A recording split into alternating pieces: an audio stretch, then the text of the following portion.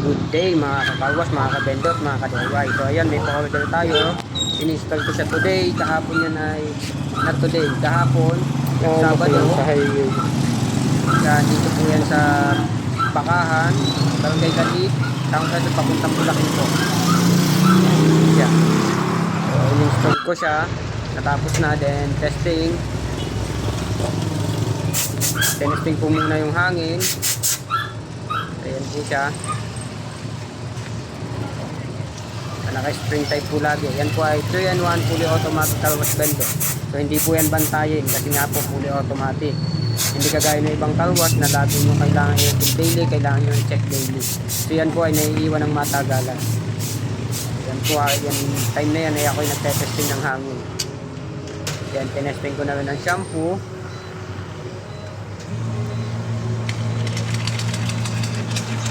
First run po yan. Napakalakas ng buga. So makikita nyo naman yung distansya ko. Talaga naman dinadala yung dito sa pader. Pero maganda ang buga niya. Napakalayo. Yan po ay 1 minuto po ang time ng sabon. Pero wala pong katalo-talo yan. Kasi yan po ay kung ilang segundo lang isinet natin. Halimbawa po 2 to 3 seconds. Commonly 2 seconds lang po. 2 seconds lang po kakain ng sabon.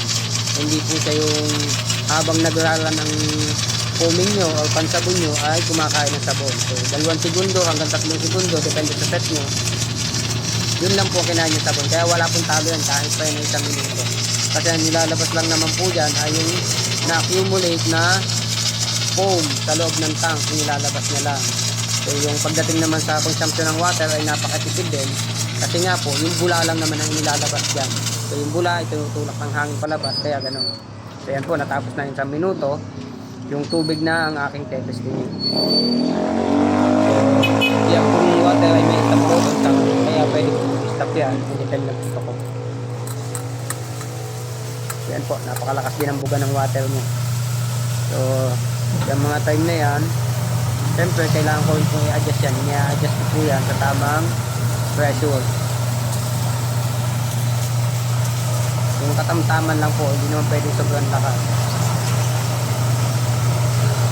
Ayan po siya. Hapon po yan, Sabado.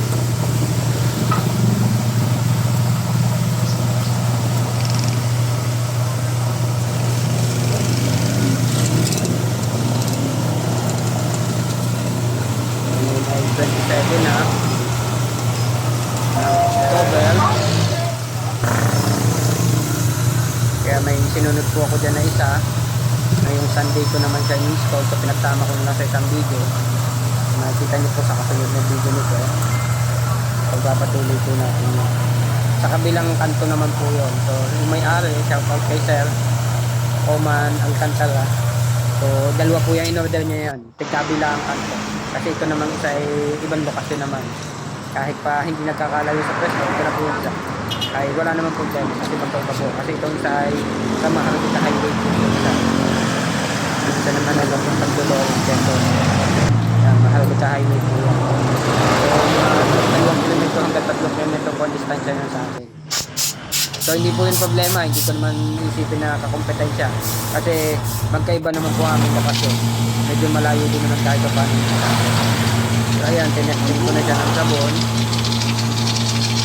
Gaya pa rin ng dati, malayo pa rin ang buga. Sinabay na po natin ang pag-testing.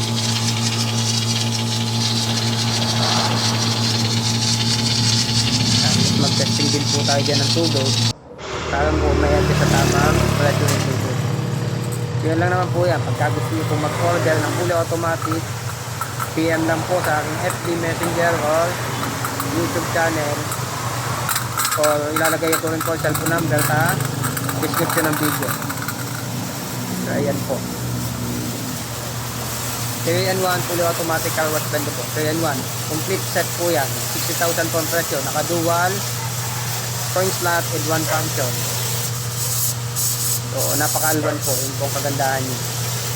So itong isa hindi pa napakabit ang speaker, pero okay lang yan. Huli ko ikinabit.